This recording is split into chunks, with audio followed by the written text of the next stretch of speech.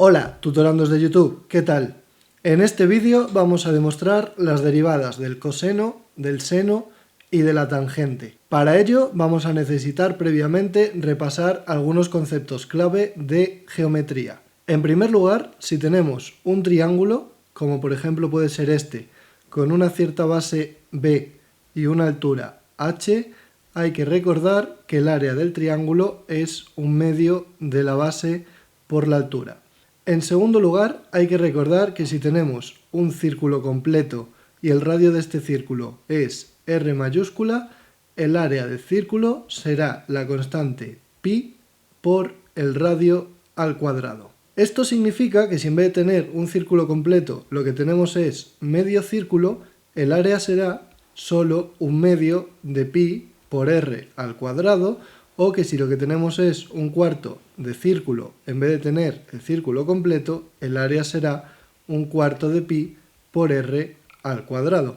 Para expresar esta fórmula es muy útil recurrir al ángulo medido en radianes. Si le llamamos ángulo a la apertura que tiene este trozo de círculo, de tal forma que si tenemos en cuenta que 360 grados son 2pi radianes, podemos decir que en una vuelta completa hay 2pi radianes y por tanto podemos buscar la relación entre el ángulo y el área de que el área es un medio del ángulo que llevamos barrido por el radio al cuadrado. Si hemos barrido, como es el caso de aquí, un ángulo de 2pi, el área nos va a salir un medio por 2pi por r al cuadrado y se cumple la relación. Si hemos barrido, como es el caso de aquí, un ángulo de pi media vuelta, nos va a salir un medio de pi por r al cuadrado, que es lo que tiene que salir, y si hemos barrido solo un cuarto de circunferencia, el ángulo será de pi medios y nos va a salir un cuarto de pi por r al cuadrado, de tal forma que todo esto funciona. Pero para que todo esto funcione es obligatorio que este ángulo esté expresado en radianes. Si el ángulo está expresado en grados, esto de aquí ya no funciona. Ahora vamos a plantear lo siguiente. Pongamos por caso que tenemos este lado de aquí que mide exactamente 1 y que elevando por aquí un ángulo x podemos trazar otro lado que mide exactamente 1 y unimos estos dos por un arco de forma que formen un trozo de círculo. Ahora, el área de este trozo de círculo, área circular, va a ser, como hemos dicho, un medio de x por el radio de este círculo, que será 1 al cuadrado. Entonces simplemente esto va a ser un medio por x. Ahora, podemos trazar además aquí una altura y teniendo en cuenta este triángulo en el que la hipotenusa es 1 y el ángulo es x, la altura que acabo de trazar medirá seno de x y la base medirá coseno de x. De modo que tenemos aquí este triángulo en el cual el área del triángulo pequeño va a ser un medio de coseno de x por seno de x. Y a mayores vamos a prolongar esto de forma que formemos un triángulo más grande pero con el mismo ángulo. En este caso lo que vamos a tener ahora es que en el triángulo nuevo el ángulo de aquí sigue siendo x, pero ahora la base mide 1 y podemos razonar por trigonometría que entonces el cateto opuesto será tangente de x. O dicho de otra forma, seno de x partido por coseno de x. Entonces, el área del triángulo grande va a ser un medio de 1 por seno de x partido por coseno de x, más conocido como un medio de seno de x partido por coseno de x. Y ahora se tiene que cumplir lo siguiente. El área del triángulo grande será estrictamente mayor que el área circular, ya que lo contiene, y el área circular será estrictamente mayor que el área del triángulo pequeño. Esto se puede ver aquí, ya que el triángulo pequeño sería la zona que estoy marcando ahora de rojo, el área circular sería la zona que estoy marcando ahora de verde, y el triángulo grande sería toda la zona que estoy marcando ahora de color violeta. Entonces, insisto, se tiene que cumplir que el área del triángulo grande es mayor que el área circular y el área circular es mayor que el área del triángulo pequeño. Entonces, se tiene que cumplir que un medio de seno de x partido por coseno de x tiene que ser estrictamente mayor que un medio de x y además esto tiene que ser mayor que un medio de coseno de x por seno de x.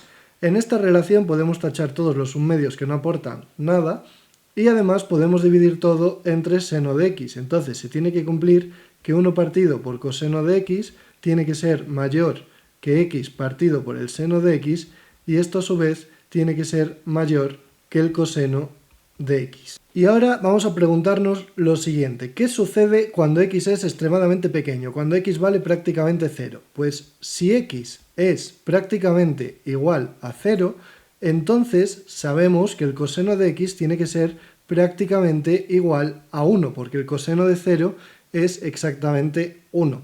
Es decir, a medida que este ángulo x lo vamos tirando para abajo, se tiene que cumplir que el coseno de x valga 1, es decir, que la base del triángulo pequeño sea igual a la base del triángulo grande. Y en particular, cuanto más pequeño sea x, más iguales serán las tres áreas, porque tanto esto de aquí va a tender a 1, es decir, esto tiende a 1, pero esto de aquí también va a tender a 1, es decir, tienden a ser exactamente iguales. Y si las dos cosas de los extremos tienden a 1, lo del medio también tiene que aproximarse a 1, porque hemos dicho que este de aquí es el mayor y este de aquí es el menor. Por tanto, si los dos van a parecerse a 1, algo que esté en el medio de ambos también tiene que parecerse a 1. Entonces podemos decir que cuando el ángulo es muy pequeñito y si está siempre medido en radianes, el seno de x es prácticamente igual a x. Esto de aquí posteriormente en otros vídeos lo llamaremos aproximación de ángulo pequeño, pero por ahora vamos a dejarlo indicado así. Si x es prácticamente igual a 0, entonces coseno de x es prácticamente igual a 1 y el seno de x es prácticamente igual a x. Y a mayores podemos dejar indicado también que la tangente de x, que es seno de x partido por coseno de x, va a ser prácticamente x partido por 1, así que va a ser prácticamente x. Como digo, vamos a dejar esto por aquí anotado y ahora vamos a tener en cuenta un par de relaciones que van a resultar muy útiles. En primer lugar, vamos a analizar lo siguiente. Si x es prácticamente 0, entonces seno de x partido por x es prácticamente x partido por x y por tanto seno de x partido por x es prácticamente 1. Por otra parte también, si x es prácticamente 0, coseno de x menos 1 partido por x, vamos a ver que tiende a 0. Para hacer esto, lo más sencillo es multiplicar arriba y abajo por coseno de x más 1. Entonces nos quedaría lo siguiente: coseno de x menos 1 por coseno de x más 1 entre x por coseno de x más 1. Ahora, arriba tenemos una resta por una suma y eso es una identidad notable que nos da el cuadrado del primero menos el cuadrado del segundo. Así que aquí tenemos coseno cuadrado de x menos 1 entre x por coseno de x más 1.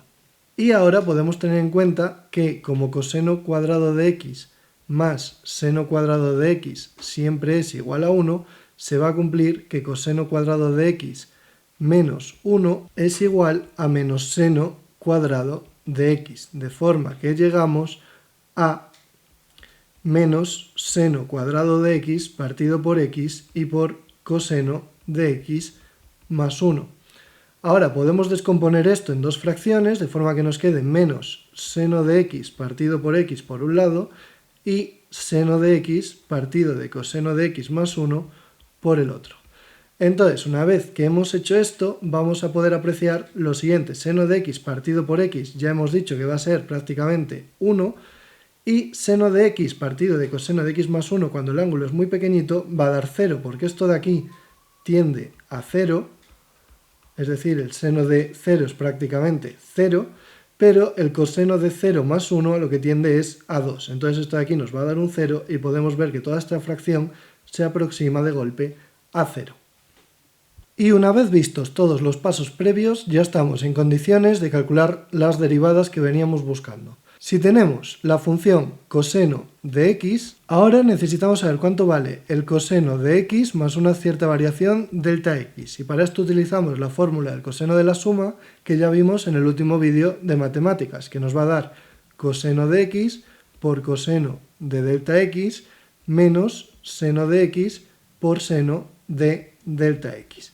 Si ahora queremos calcular cuánto cambia el coseno entre las dos situaciones, restamos el coseno en su valor final menos el coseno en su valor inicial. Es decir, vamos a tener coseno x por coseno de delta x menos seno de x por seno de delta x menos el coseno de x. Ahora podemos sacar factor común el coseno de x en estos términos y nos va a quedar coseno de x por coseno de delta x menos 1 menos seno de x por seno de delta x, y para calcular la tasa de variación media calculamos cuánto cambia el coseno en comparación con cuánto ha cambiado x. Entonces nos va a quedar coseno de x por coseno de delta x menos 1 partido por delta x, elijo dividir solo a lo segundo porque es equivalente a dividir todo, menos seno de x por seno de delta x partido por delta x. Y una vez que tenemos esto, para calcular la derivada del coseno de x con x, lo único que tenemos que hacer es tener en cuenta las reglas que hemos visto antes. Para calcular la derivada es coger la expresión de arriba y tener en cuenta que delta x se aproxime a 0. Esto de aquí acabamos de explicar que va a valer 0 cuando delta x sea muy pequeño. Y esto de aquí acabamos de explicar que va a valer 1. Entonces nos va a quedar coseno de x por 0 menos seno de x por 1. Esto de aquí se cancela y llegamos a que la derivada del coseno tiene que ser menos el seno. Repito, la derivada de la función coseno es igual a la función menos seno. Hay que cambiar el coseno por seno y además cambiar de signo. Vamos ahora con la derivada de la función seno de x. Empezamos igualmente calculando seno de x más delta x y esto nos va a dar seno de x por coseno de delta x más coseno de x por seno de delta x. Ahora, si calculamos cómo ha variado la función seno, vamos a tener seno de x por coseno de delta x más coseno de x por seno de delta x menos seno de x. De nuevo sacamos factor común seno de x, antes era el coseno, y nos va a quedar que esto es seno de x por coseno de delta x menos 1 más coseno de x por seno de delta x. Y a nada que os hayáis ido fijando ya veréis que nos va a pasar exactamente lo mismo de antes en cuanto hagamos la variación del seno con delta x, porque ahora lo que vamos a tener aquí es seno de x por coseno de delta x menos 1 partido de delta x más coseno de seno de delta x partido por delta x. Ahora, esto de aquí se cancela porque vuelve a darnos 0, esto de aquí nos vuelve a dar 1 y vamos a llegar a que la derivada del seno de x con x va a ser exactamente igual al coseno de x. Insisto en que esto que he tachado por aquí no se tachaba antes, sino que se va a tachar en el momento en el que calculemos la derivada, suponiendo que delta x es muy pequeñito. Entonces, la derivada del coseno era menos el seno y la del seno es la del coseno sin cambiar de signo. Y por último, para obtener la derivada de la función tangente vamos a utilizar la regla de la derivada del cociente que ya comentamos por separado también en otro vídeo. La tangente de un ángulo x es igual al seno de x partido por el coseno de x. De modo que si queremos derivar la tangente de x con x, tenemos que aplicar simplemente la regla del cociente, que es la derivada del de arriba, y hemos visto que la derivada del seno es el coseno, por el de abajo sin derivar, menos el de arriba, que sería seno de x, por la derivada del de abajo, que es menos seno de x, ya que acabamos de ver que la derivada del coseno es menos seno, entre el de abajo al cuadrado, que sería coseno cuadrado de x. Entonces, agrupando arriba y abajo tenemos coseno cuadrado de x más seno cuadrado de x entre coseno cuadrado de x. Y esto hay tres formas de apañarlo. La primera versión de la derivada de la tangente es tener en cuenta que coseno cuadrado de x más seno cuadrado de x suma 1 y obtendríamos 1 partido por coseno cuadrado de x. Esta es una forma de escribir la derivada de la tangente perfectamente legítima. La segunda forma de escribirla es darse cuenta de que el coseno de x es la función inversa de otra que se llama la secante de x. Entonces podemos decir que es la secante de x al cuadrado. Esta versión de la derivada es la menos útil de todas porque prácticamente nadie trabaja con funciones secante, cosecante o cotangente. Y por último, en el tercer caso, lo que hacemos es dividir los dos términos del numerador por coseno cuadrado de x, de forma que coseno cuadrado entre coseno cuadrado da 1 y seno cuadrado entre coseno cuadrado da tangente al cuadrado de x. Entonces tenemos, insisto, tres formas de escribir la derivada de la tangente. 1 partido por coseno cuadrado, secante cuadrado o 1 más tangente cuadrado. Esto ha sido todo, es una de las derivadas más largas de demostrar, como habéis podido ver en este vídeo, y dentro de 2 semanas vamos a ver la derivada de las funciones exponenciales.